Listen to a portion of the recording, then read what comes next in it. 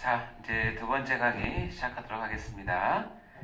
자, 금방 우리가 봤지만 교회를 통해서 이루어져야 하는 것은 하나님 나라라고 우리가 배웠는데요. 자, 그러면 이 하나님 나라는 어떻게 우리가 정의할 수 있는가? 신학적인 정의는 여러분 어느 정도 아실 텐데, 저는 이제 5가지 정도로 실제적으로 이 교회 모임을 통해서 이루어지는 하나님 나라의 어떤 모습을 말씀드릴 텐데요. 자, 개인적으로 한 성도 한 성도가 하나님 나라에 들어간다는 것은 하나님의 통치에 들어가는 거라고 생각하시면 돼요. 요즘의 나라는 GPS가 다 있으니까 정확히 어느 위도 경도 나눠서 정확하게 이제 국경을 정할 수 있지만, 이 성경이 쓰여질 때만 해도 하나님 나라는 국경이 없는 거예요. 알 수가 없죠. 대략 어느 강, 어느 산맥 이렇게 얘기하지만 그 당시 하나님 나라라고 했을 때 나라라는 개념은 통치라는 개념과 영역이라는 개념이 같이 있는데, 어떻게 생각을 하냐면 어느 한 지역에, 한 국가의 영토가 어디가 끝이냐를 어떻게 우리가 알 수 있냐면, 어느 산과 강이 아니라 이 나라의 왕이 정하는 명령을 따르는 사람이 있는 제일 마지막 거기가 그 나라의 경계예요. 무슨 말 아시겠죠? 그렇죠. 이 나라의 왕의 주권과 영향력, 그래서 세금을 내다갈 때 세금을 내고, 징집을 하라 할 때 오고, 또 여기서 어떤 혜택을 주면 받을 수 있는 그런 사람이 모여 사는데, 그 마지막 사람이 있는 그 위치가 그 나라의 끝이에요. 그러니까 하나님 나라는 어떻게든 그렇게 개념 잡는 거죠. 통치가 이루어지는 마지막 끝이 하나님 나라예요. 그렇게 본다면 한 개인으로서 하나님 나라는 뭐냐면, 나의 주인이신 하나님의 주권을 내가 받아들이고 그 통치를 온전히 받는 사람이 있는 곳이 하나님 나라예요. 그래서 이 하나님 나라는 여러 곳에 있을 수가 있고, 또 모이면 어떤 영역을 이룰 수 있겠죠. 이것을 우리가 로드십 신앙 이렇게 얘기하기도 하고, 저희 교회에서는 생명나무 신앙이라고 얘기하는데, 예수님을 붙잡는 그런 신앙이라고 얘기를 하는 것이죠. 그래서 이런 그 한 사람 한 사람이 하나님의 주권을 붙잡고 그 통치 아래 있을 때, 이 사람이 걸어가는 그곳은 하나님 나라가 임하는 거예요. 예를 들자면, 이 회사에 직원이 100명이에요. 근데 100명 중에 아무도 하나님의 통치를 받는 사람이 없어요. 그러면 그 회사는 하나님 나라가 현재 임하지 않은 거예요. 그러다가 신입사원 1명인데 그 청년이 하나님의 주권과 통치를 받고 하나님을 왕으로 섬기는 그 청년이 만약에 그 회사에 입사를 해서 걸어서 들어가면, 하나님 입장에서 보면 그 지역이, 그 회사가 드디어 하나님 나라가 임하는 걸로 보는 거예요. 그렇기 때문에 한 개인이 하나님의 나라를 받아들이고 그 통치 가운데 있다고 하는 것은 하나님 입장에서는 이제 하나님 나라가 확장되고 넓혀가고, 어떻게 보면 침투하는 것이 되고 공격하는 것이 되는 거예요. 여러분 가운데 혹시 있습니까? 내가 시집을 하더니 우리 시댁에는 아무도 예수를 믿는 사람이 없고 나만 믿고 있다. 그러셨어요? 그런 분한테는 이렇게 생각하면 고생 시작했다고. 그러나 하나님 입장에서 너무너무 신나는 거예요. 그 가문에 어둠만 있는데 지금 하나님 나라의 빛이 떨어진 거예요.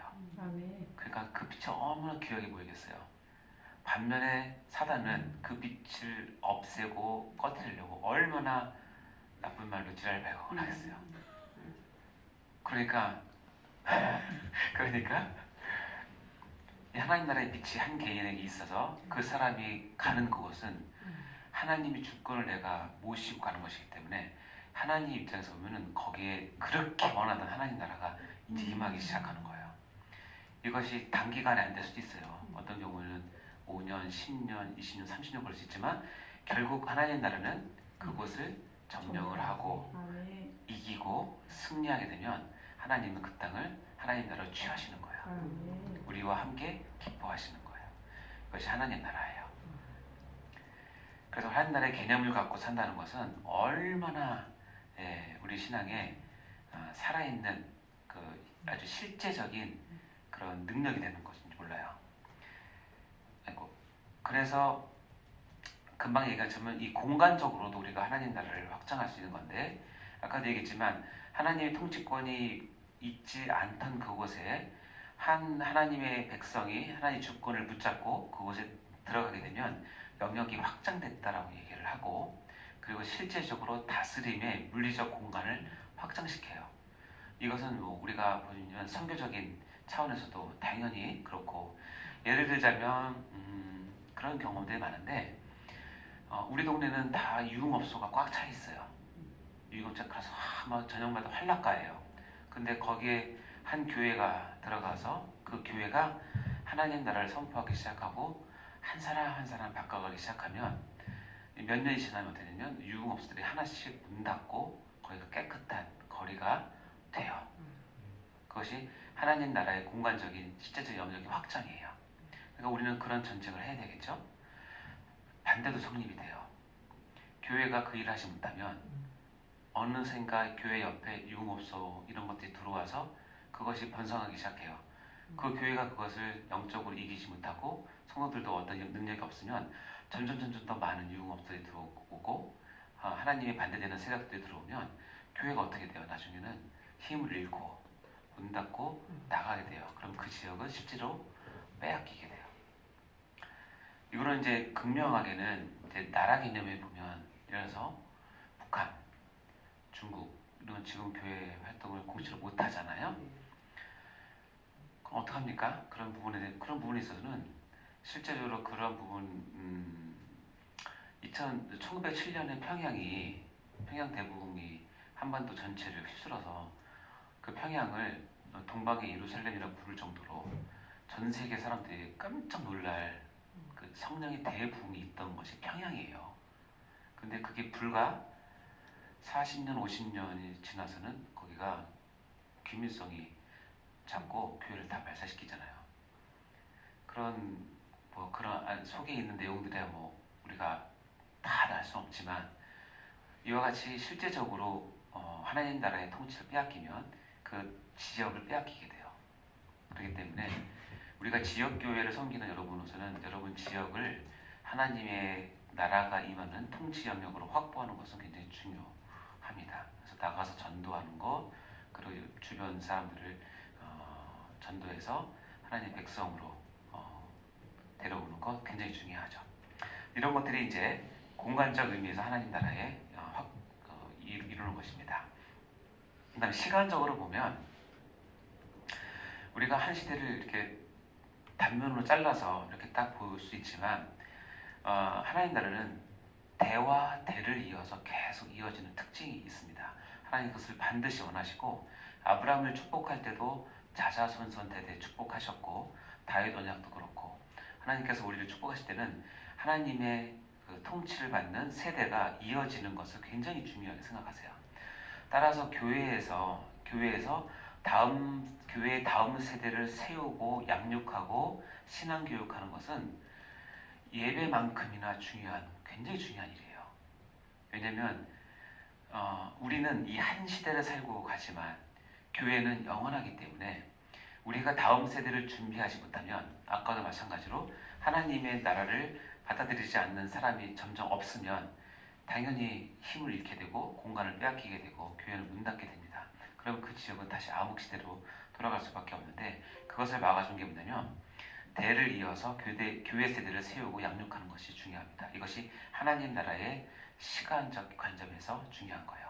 세대를 이어서 신앙을 가르치는 것, 특별히 여러분의 자녀들을 신앙으로 잘 가르치는 것, 그리고 우리 친자녀뿐만 아니라 교회에 사랑하는 우리 성도들의 자녀들을, 우리 어린아이들을, 그리고 청소년들을 말씀으로 가르치는 것, 이거 정말 중요해요. 그래서 저는 교회에서 해야 될 중요한 일 가운데 예배 잘 드린 것, 그 다음에 자녀들 교육을 위해서 아낌없이 투자하는 것을 굉장히 중요하다고 생각을 합니다. 반드시 하셔야 됩니다. 왜냐면 내 세대는 어쨌든 내가 어떻게 지킬 수 있지만 다음 세대는 내가 지킬 수 없어요. 그들이 서서 그것을 지켜내야 되기 때문에 그렇죠. 자, 다음 볼까요? 다음은 교회적으로 보면 하나님 나라라는 것은 하나님 나라의 재생산으로 우리 주변에 우리 또 먼 곳이라도 새로운 교회가 개척되고 설립되는 것을 하나님 나라의 확장으로 우리가 볼 수 있죠. 그래서 교회를 개척하고 또 선교지에서 교회를 세우고 선교를 하고 이것은 너무너무 중요한 하나님 나라의 또 하나의 일입니다. 특히 교회를 중심으로 이렇게 하는 것이 중요하겠죠. 자, 종말론적으로 뭐냐면 결국 하나님 나라도 마찬가지인데 완전한 하나님 나라는 예수님 재림으로 우리가 하나님 앞에서 완전한 하나님 나라가 이루어지기 때문에 예수님이 재림으로 이루어질 온전한 하나님 나라를 소망하고 사는 것이 하나님 나라를 우리가 품고 사는 것입니다. 반드시 이루어질 것은 뭐냐면 하나님 나라는 멸망하지 않고 끝나지 않고 반드시 하나님 성취를 하십니다. 언제? 예수님께서 재림하심으로 완벽하게 하나님 나라를 우리 가운데 성취를 하시죠.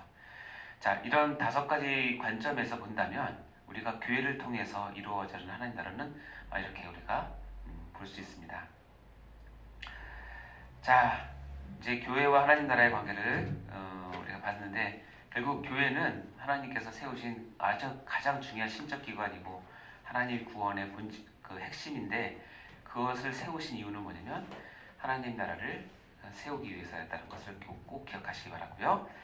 자, 그러면 그거와 같이 맞물려서 하나님 나라를 세우고자 하는 것이 교회의 본질인데 그 이 교회의 본질이 무엇인지를 우리가 같이 이 시간 나누도록 하겠습니다. 자, 본질이란 것이 무엇이냐? 여러 가지로 해석할 수 있지만 우리 신체로 보면 여러분이 여러분에게 하는 모든 유전적인 정보는 어디 있냐면 DNA에 있어요.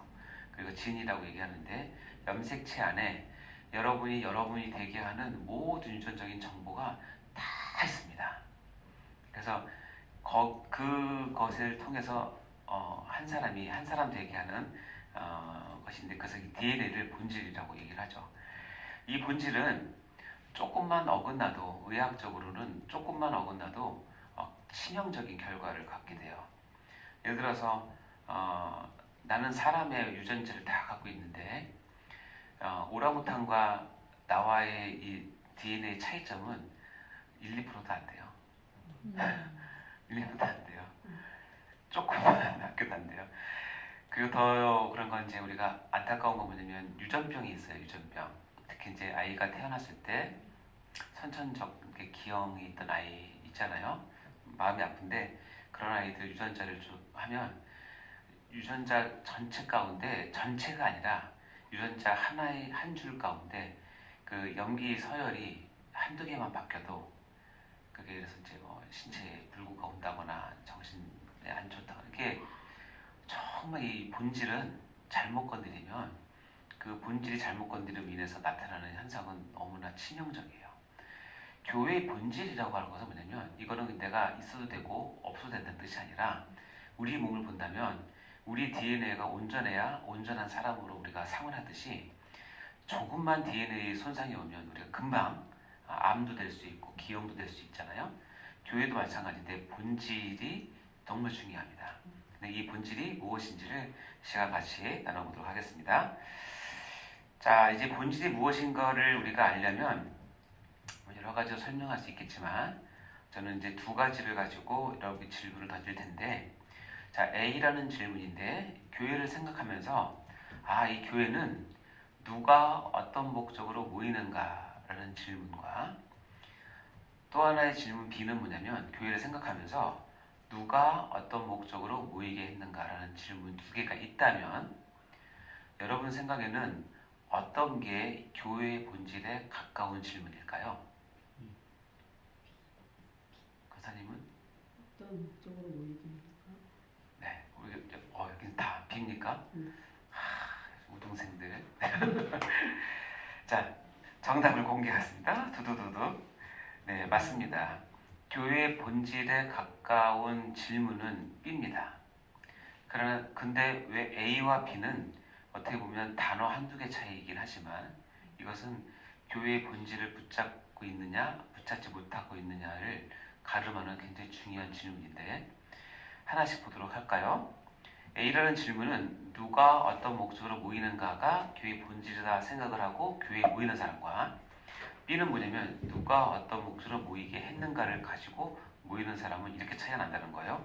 첫 번째는 뭐냐면 이 누가가 누구냐는 거예요. 이 누가는 단수예요. 나예요, 나. 나를 중심으로 교회를 보는 거예요. 그러니까 나가 단수니까 교회에 100명이 모이는 사람들은 교회의 본질을 어떻게 생각하냐면 100개가 있는 거예요. 100개가. 내가 어떤 목적으로 모이는 거예요. 그러니까는 다 달라요. 다 다르니까 뭐냐면 이게 다툼의 원인이 되는 거예요. 내가 생각하는 교회의 모습이 아니야. 그리고 나랑 반대 의견의 사람이 있어. 그런 팔을 갈러. 그리고 막 또 싸워. 막 싸웁니다. 그러면서 이런 사람들은 오히려 열심을 엄청 했어요. 왜냐면 능동적이에요. 내가 안 하면 내가 밀리니까 하여튼 열심히 해요. 전에 얘기했지만 열심히 무식과 만나면 대형 사고를 친다고 말씀드렸죠.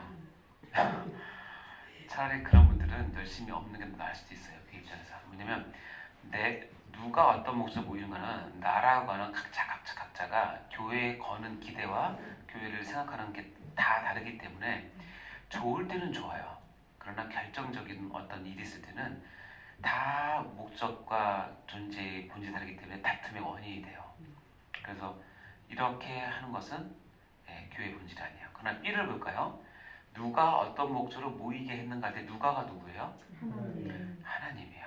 그러니까 이 누가는 하나님으로 정해져 있는 거예요. 10명이 모이던 교회든 100명이 모이던 교회든 10만 명이 모이던 교회든 이 B라고 하는 교회의 본질을 가지고 모이는 공동체는 누가? 이거는 하나님이에요. 바뀔 수 없고 대체할 수 없어요. 이거는 나뿐 아니라 담임 목사라 할지라도 이거는 누가는 하나님이세요. 어떤 목적도 어떻게 해요? 그래서 정해져 있어요. 하나예요.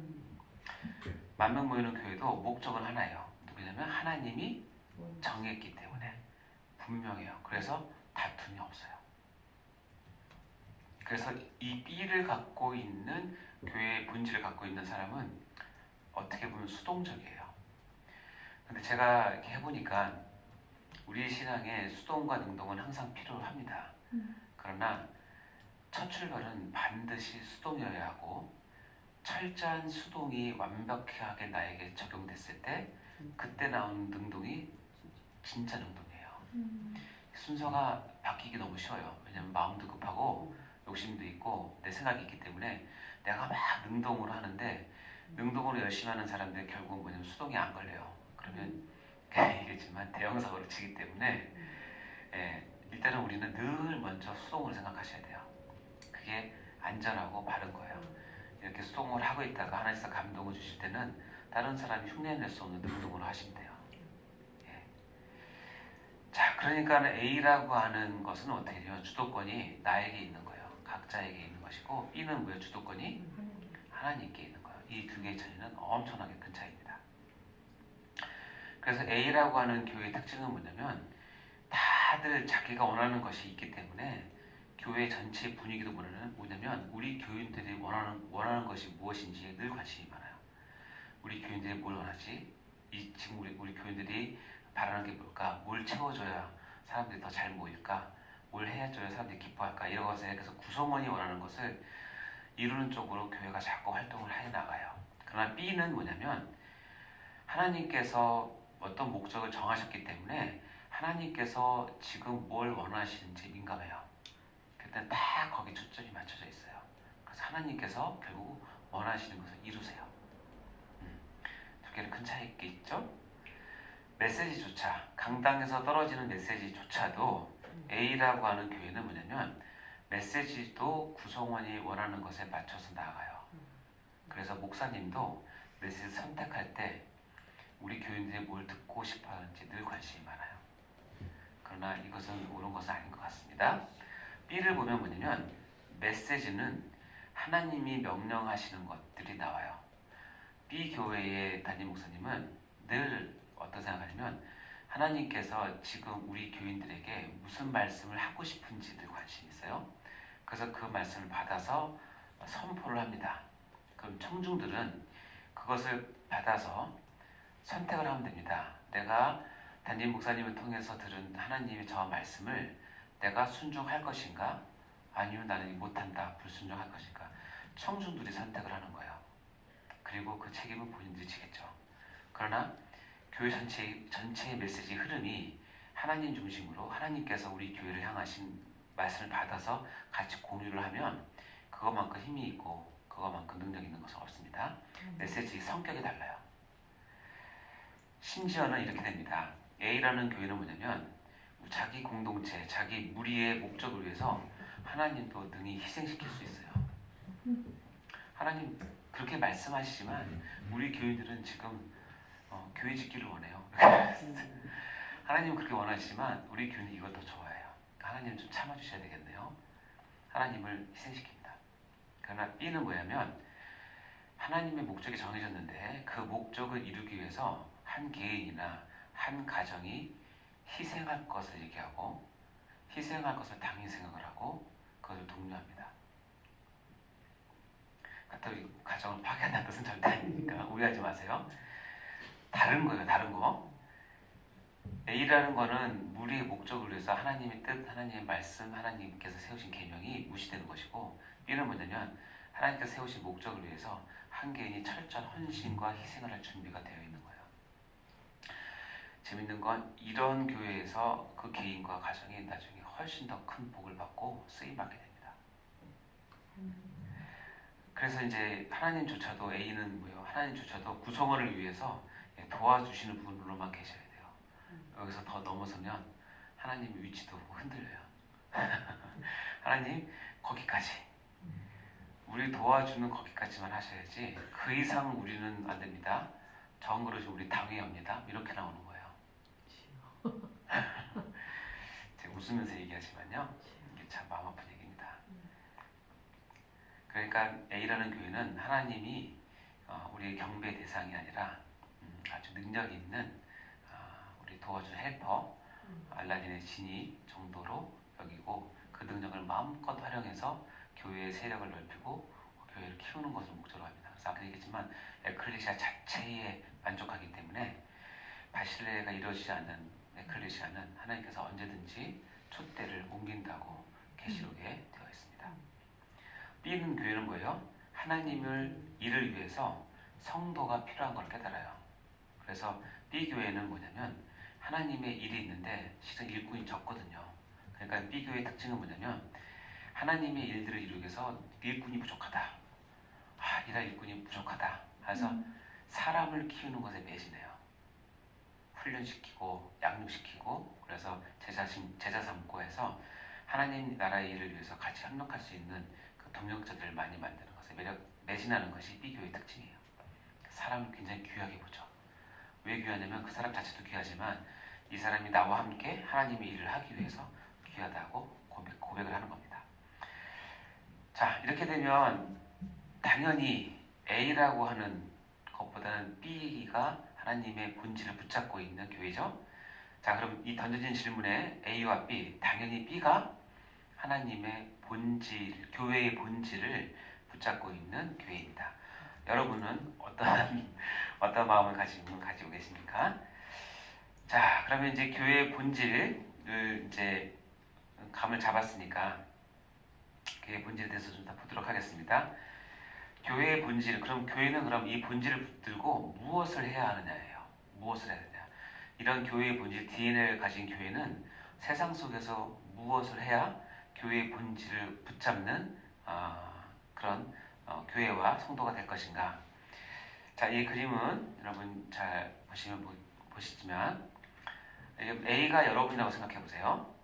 여러분이 태어나서는 세상 한가운데 태어나서 세상 속에서 정신없이 삽니다. 그리고 교회는 존재를 몰랐어요. 그래서 이렇게 있다가 어느 순간 내가 어떤 일 때문에 어떤 환경 때문에 누군가의 도움으로 전도를 받아서 A가 교회 B로 들어가게 되는 사건이 벌어져요. 그걸 뭐라고 그러냐면 하나님께서 세상에서 불러냈다라고 얘기를 하고 이것을 전도와 선교라고 얘기를 해요. 이해되셨죠? 그러면 이 A는 교회에 쑥 들어오게 되면 교회가 이제 무엇을 하냐면 가만히 있잖아요. 이 A를 A-로 만들어요. 그래서 양육시키고 교육시키고 제자화시켜서 A를 A-로 만드는 것이 교회가 할 일이에요. 그리고 나서 교회는 어떤 일을 하냐면 A를 A2-로 해서 밖으로 보냅니다. 세상으로 다시 파송을 합니다. 아시겠죠? 이 한 과정이 한 개인이 교회와 세상과 관계 맺는 방법인데, 아시겠지만 A에서 A-로 가는 것을 우리가 구원이라고 얘기를 해요. 그리고 A-에서 A2-로 가는 것을 사명이라고 얘기를 해요. 이해되시죠? 네. 자, 이렇게 해서 내가 구원을 받아서 교회에 와서 양육받고 교육받고 하나님의 성품을 배워서 다시 세상 속으로 파송받아서 나와 있는데, 가만히 보니까 옛날에 나처럼 살았던 누군가를 발견하는 거야. 누구를 만나냐면 A2-는 B를 만납니다. 그래서 이 B에게 내가 경험했던 이 구원과 이 감격을, 그리고 하나님을, 예수님을 소개하고 전도하고 선교합니다. 자, 그러면 이 B는 어떻게 되냐면 B-가 들어가겠죠? 그럼 교회는 들어가서 B를 B- 만들기 위해서 양육과 교육과 제자를 시킵니다. 그리고 B-를 B2-를 비춰서 파송을 합니다. 파송을 하면 나와서 보니까 나처럼 살던 C를 만나요. 그러면 C는 붙잡고 어디 들어가죠? C-로 들어가고, C-는 교회에서 양육과 교육과 제자를 시켜서 C2-로 내보내고, 그렇죠? 이 C2-는 누굴 만나냐면 D를 만납니다. 이게 무한 반복되는 것이 교회입니다. 아시겠어요?